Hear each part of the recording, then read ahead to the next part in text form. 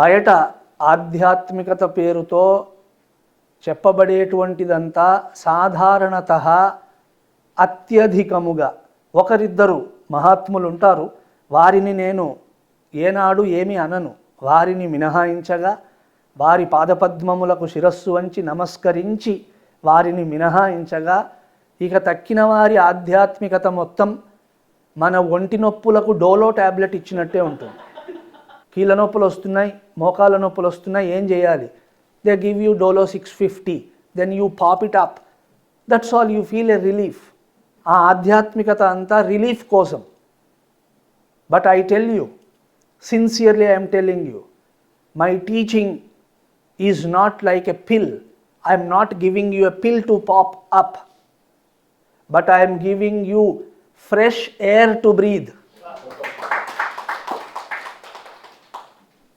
చక్కగా ఊపిరి పీల్చుకొనుటకు, ప్రాణవాయువుతో దేహము సర్వము ప్రచోదింపబడుటకు, ఉద్దీపింపబడుటకు, ప్రాణక్రియలన్నీ చక్కగా కొనసాగేందుకు, అట్లా మీరు ఊపిరి పీల్చుకునేందుకు నేను స్వచ్ఛవాయువుని ఇస్తున్నాను. ఆ విషయం మీకు బాగా గుర్తుండాలి.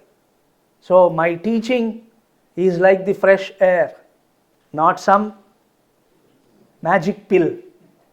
Understand?